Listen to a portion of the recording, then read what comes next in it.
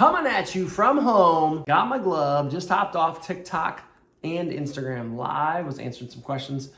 If you guys ever get a chance, hop on there with me so I can answer your questions. I'll answer basically any question you've got.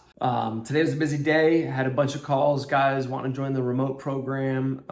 Shout out to my guy Nate, who just joined from Michigan.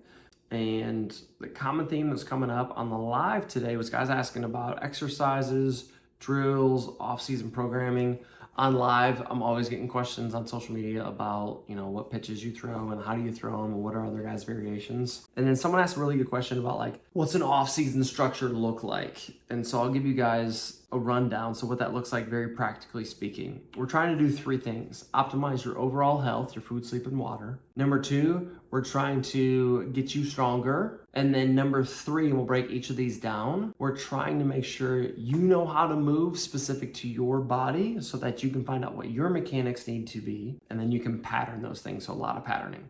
So from a food, sleep, water standpoint, over the course of the off season and in season and always, you want to get as much food as possible. What I mean by that is 5 meals a day. You're gonna go breakfast, snack, lunch, snack, dinner. And then if you're really trying to manipulate your weight up or down, or just your recovery and get more calories from that standpoint, you gotta track it. If you're not tracking it, you're not taking it that seriously. Am I tracking it? You just write down how many calories. You look at the labels, or you get an app and then you track the calories.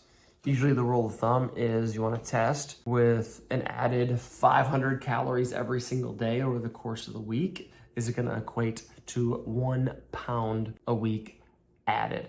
You can start with 250 because maybe you're not too far off, and 250 additional a day. So if you normally eat 2,000 and you get 2,250 every day, that might equate. So that's usually what people will test is 250 a week, or 250 a day.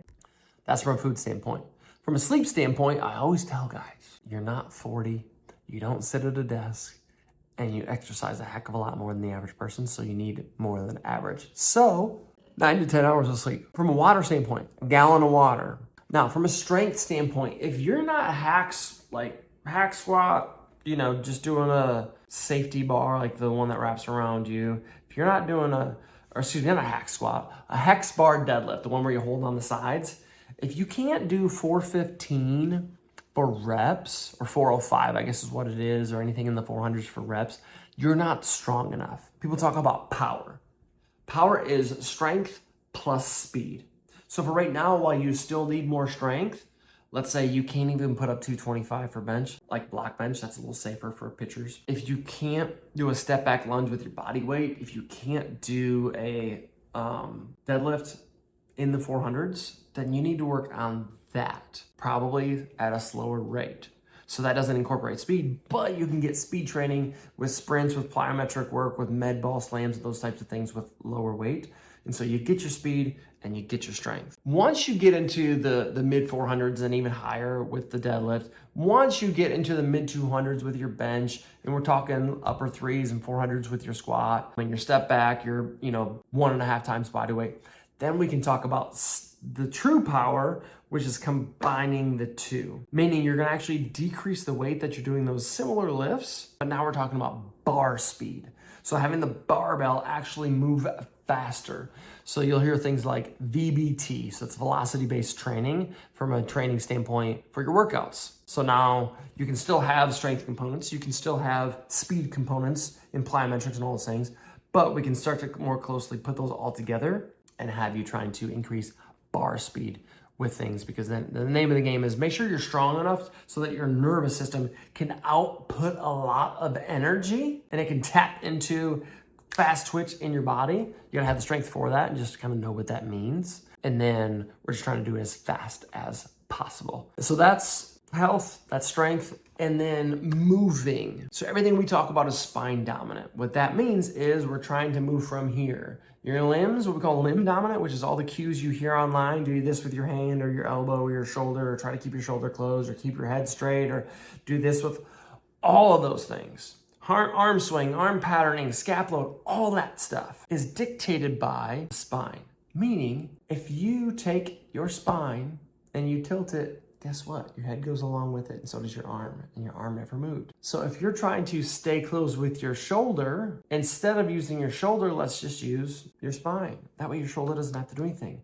A lot of people want to stay closed by taking their glove, by taking their elbow, by taking their shoulder, and it looks forced, and it looks awkward, and it looks robotic, and it doesn't look repeatable, smooth, athletic, easy, and whippy. All the things that coaches and scouts want to see, and you don't look it. Because you're trying to be what I call limb dominant with all these cues. So if you want to be smooth, whippy, athletic, loose, easy, free, repeatable, all those things that scouts and coaches are looking for, we need to take the tension from the limbs, relax it, and take that tension right here. So we're not getting rid of the tension. We're just moving it to right here, because this is a unit, this is a machine, this is a weapon, except nobody trains it. They all try to train their legs and their arms. We ain't trying to look good at the beach. Now, some of you may look good at the beach, like yours truly, but we're trying to develop this, because if this moves really well, if this is explosive and rotationally unbelievably powerful, then your arms and your limbs and everything else just come along for the ride, very smooth, very effortlessly, and it looks very visually pleasing to the eye from a scouting standpoint.